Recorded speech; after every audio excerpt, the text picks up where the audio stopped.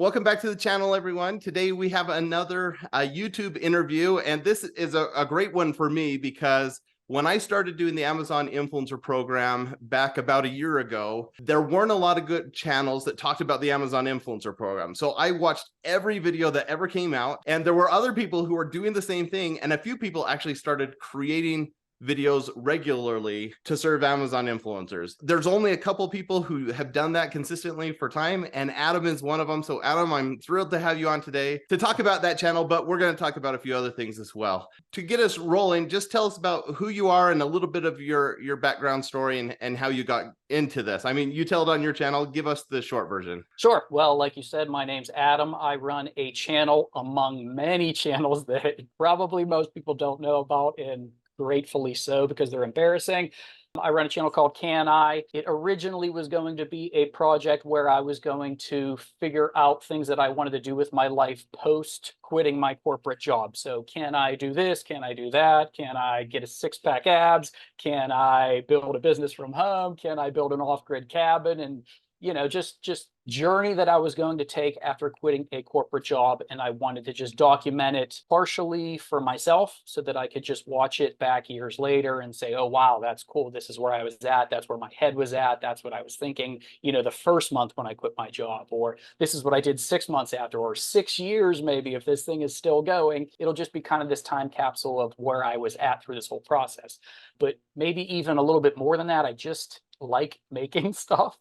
Like if I wasn't making this channel, I would be making something. Maybe on other channels, maybe, I would just be making things in general. I've been making content since I was, in high school. I did short films with my friends in high school. So I'm just a content creator at heart, which is why after quitting my corporate job, the first thing that I really kind of gravitated towards was a business model where I get to actually make content every day. And it's no surprise that I kind of geared my business towards the Amazon Influencer Program and geared the channel Can I towards that, because that was something that kind of started working right out of the gate for me. Now, let's talk about kind of how you focused in on that, because you have talked about a lot of different things on your channel. And back when it started, you talked about quite a few things, and then you narrowed it down to Amazon Influencer and only talked about that for a few months. And now Sure. you've started to branch out again. What was the decision to really focus in on Amazon Influencer, and why now have you kind of backed off from that and started bringing in other things again? Couple of reasons. One, it was working. That's the main reason. If I'm testing 5 or 6 things and none of them are working, it doesn't really make great content for YouTube. But when you're actually making a few $1,000s, as soon as you hit that mark where you're hitting like $50 a day, that's when people start going, that's real money. And they really start paying attention. If I show you a program that I'm doing that's making me $1 a day, and I have lots of them, you're probably not going to stick around.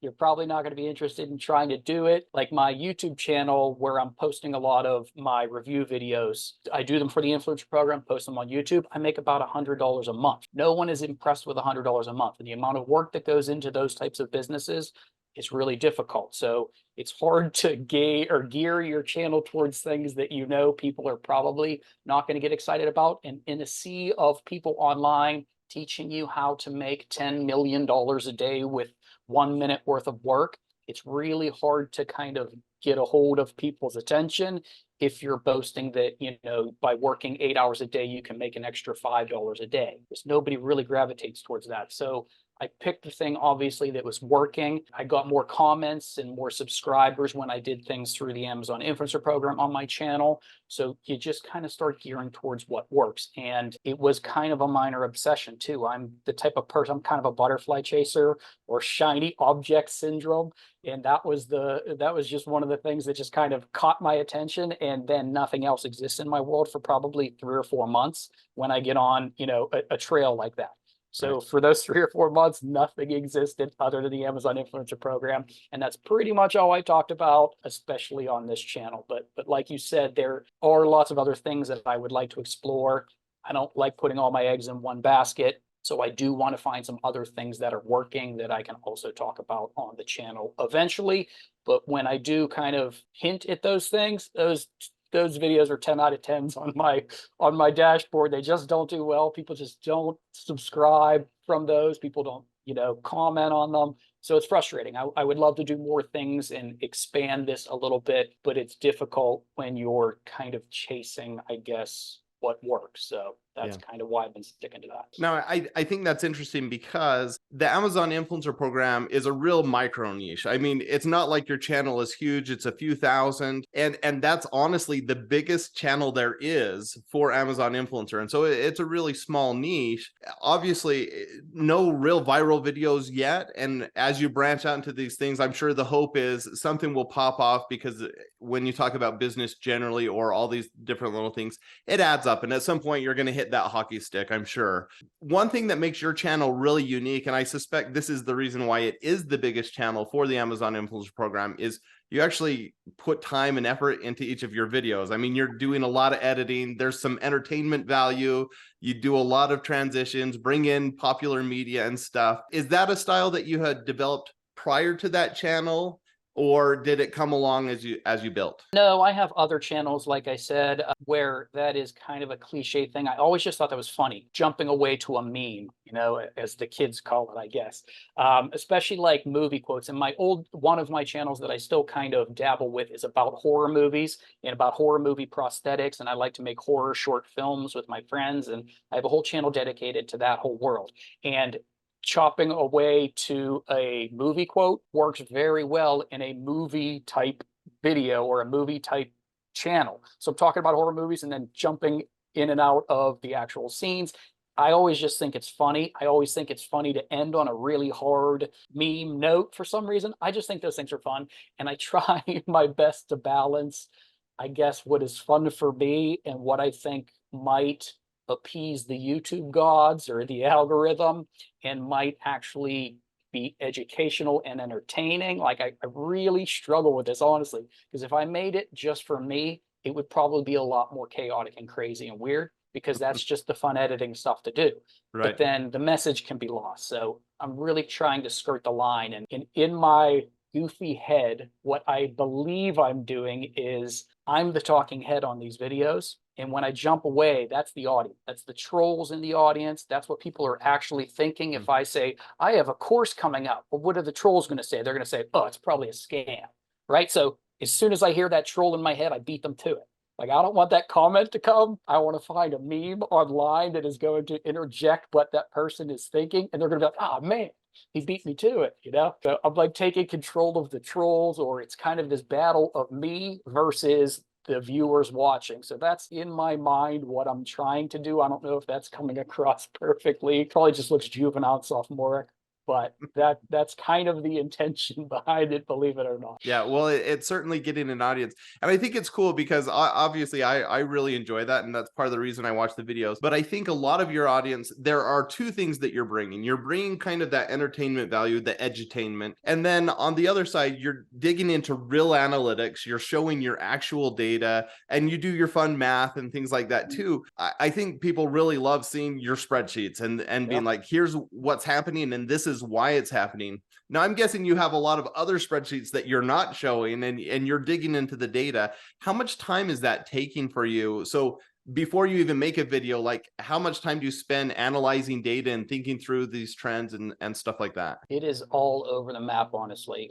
It's very different. Some videos I might write it all day, one day, film it all day, one day, and edit it a day or two. Like the influencer course probably took me 3 or 4 days. I mean, legit 6 to 8 hour days of working on that specific video. Some of them, like I put out a video today, it was only like a 3-minute video, something like that. I just thought a thought in my head and I ran over to my desk, hit record and did it. And it took me maybe an hour or two to edit it. It was just a spur of the moment thing. So it really does run the gambit. If you're really, really, really precise, or you're really a big fan, you could probably catch when I'm scripting and writing what I want to say, and whether or not I'm just BSing into my camera, because I have a different camera set up for my regular stuff, and I have a different camera with a teleprompter on it that I can read from. So if I write out the script, I'm looking in one direction. If I'm just talking, I'm slightly looking in a different direction. So that'll be a fun way, a little Easter egg. If someone really wants to dig through my stuff, you can tell which things I wrote and which things I'm just going off the cuff. Well, you do a good job because I never noticed. Thank you. So you've successfully done that. Thinking about the difference then in creating a video and how much time it's taking. Obviously, some take longer than others. You seem to put a lot of time and attention into your shorts as well. Generally, about how much time does a short take versus a long form video? Short is probably a good, from thinking about what I want to do, filming it, editing it, uploading it, it's probably only an hour and a half. They're really short, oddly enough. But that is a whole video in itself that I would love to get into, because they're just frustrating, and I want to understand it, and it's where the world's moving.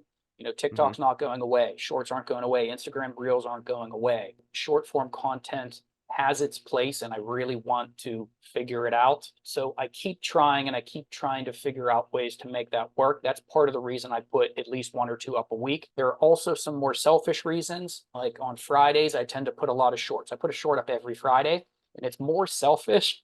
Like even if I don't have a good idea, I'll just make something up, because I like to work all day Friday until about 3 o'clock in the afternoon. And then I like to launch a short, and then I like to sit on my porch, and I like to look at my analytics and watch it take off. I know that sounds egotistical or whatever, but it just makes Friday afternoons exciting, because shorts can go from 0 to 5,000 views in like 45 minutes sometimes. So Yeah. I'll light a cigar and have an adult drink and upload a short and just sit on my porch and watch it. Hope like, oh, maybe this one goes. And every once in a while, one will go like 2,000-3,000 views, and I'll be all excited and happy. So I'm trying to master shorts. I'm trying to understand short form content, and I also do it because I like to just watch them kind of explode, which is kind of fun, honestly. Well, let's talk about that Friday afternoon Yep. phenomena of actually enjoying what you do for a living, Yeah. because part of your story is that you left corporate America so that you could have more freedom, try more things. It seems like you truly are enjoying what you're doing and creating these videos and putting them out there. How much of that was part of your decision to leave corporate America, and just this decision to, was it I want to have more fun, or was it just I want to have more freedom?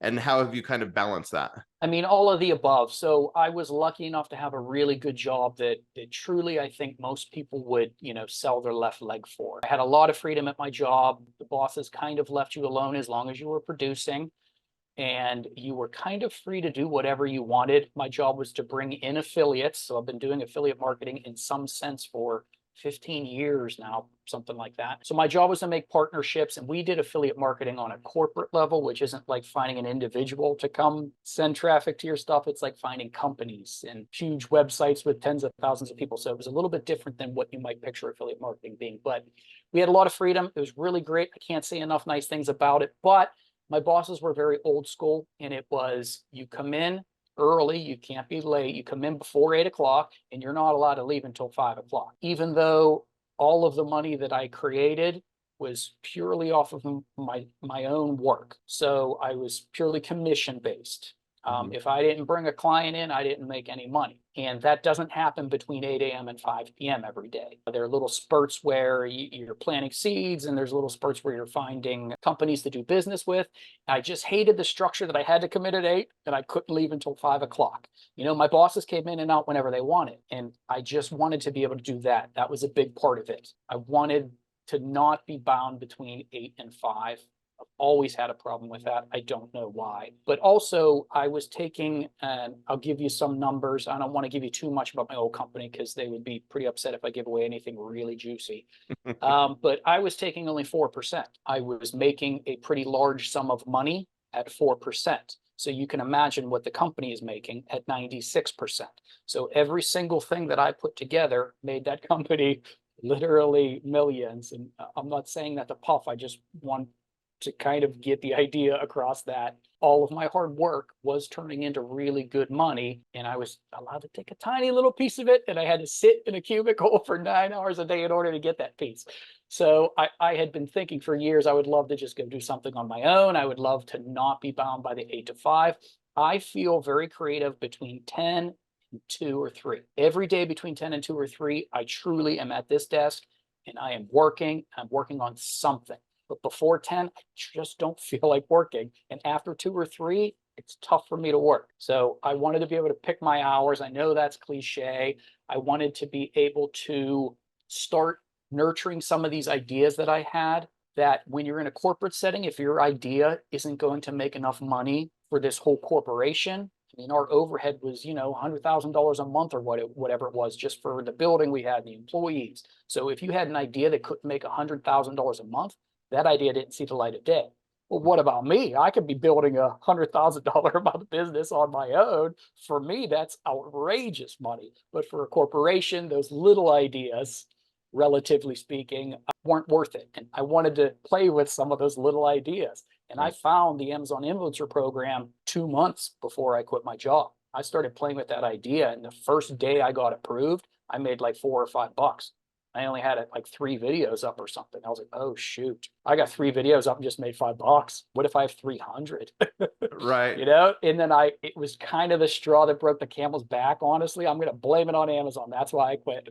I've been thinking about doing it for a long time, honestly. But as soon as I found one of these little ideas, I was like, man, I could be pushing that real hard. I could do 300 videos in a couple of months if I had the time to do it. So that's why I kind of jumped ship. It was really sudden. They're probably not very happy with me doing it. It is a regret of mine. I don't like that I just kind of walked out. I wish I had given them a couple of months notice, and maybe they could have hired someone and I could have trained them, that type of thing. According to them, I didn't burn the bridge. They still love me, but it is kind of a regret that I just jumped out. And I do like to talk about it so much on the channel because I think it's interesting for people to move away from the kind of money that I was making. I went from here to here this year. I mean, I'm making pennies nowadays. So I think that's interesting, but I also want to use it as kind of a warning, because everybody wants to quit their job and they think it's this glamorous thing. I'm going to quit my job and go make, $1,000 a day sitting on my butt. Well, I kind of want to show you that I'm working my butt off harder than I was at my corporation. I'm making 10% of what I was making at my corporate job. I feel like it's a realistic journey. It's going to take me 2 or 3 years to even approach what I was making at my old job. And I want to show kind of the realism of that, because I don't think everybody should be doing that. I don't think you should quit your 9-to-5 job. This isn't for most people. I know that's harsh to say. It's just not for most people, I don't think. And that comes across in your content. I mean, you have a few dedicated videos on why you shouldn't quit your job, or talking about the process for you. And I really appreciate that. I'm not quitting my job anytime soon. I like my job for some of the reasons you just explained. I have a lot of freedom and flexibility. I have that stability for my family. And so I can do play money on the side where it makes sense for me to stay here. I do think that you're coming here with an interesting perspective, though, because of what you did. You know what it's like to see someone else make all this money and to leverage your time and you as a resource. And I've noticed one thing that actually sets you apart from a lot of influencers or YouTubers kind of at this level is you are much more quick to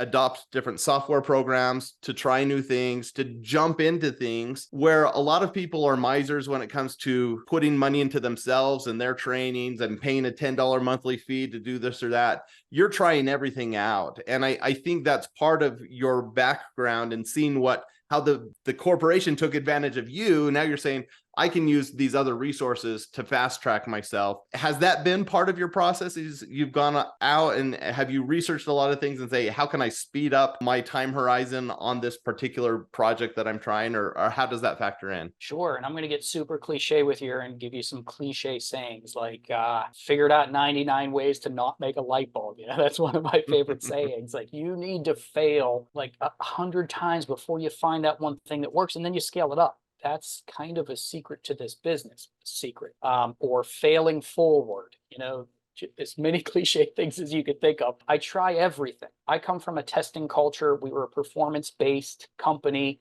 meaning that, we would pay you if it worked. You're going to try 50 things that don't work and we're not going to pay you for it. I would come up with an idea a week that wouldn't work and I wouldn't get paid for it. So I am huge into testing. If you're not testing things, then you're never going to find what works.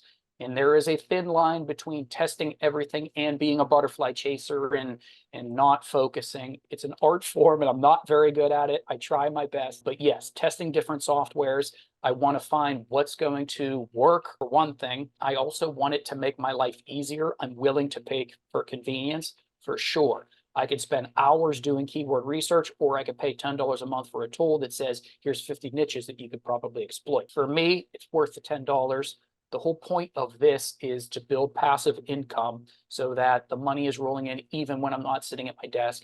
Even while I'm away on Thanksgiving break this weekend, the money's still going to be rolling in. And there are lots of programs and softwares and things that you can put into place that unfortunately many times you have to pay for, that are going to make that passive income a possibility.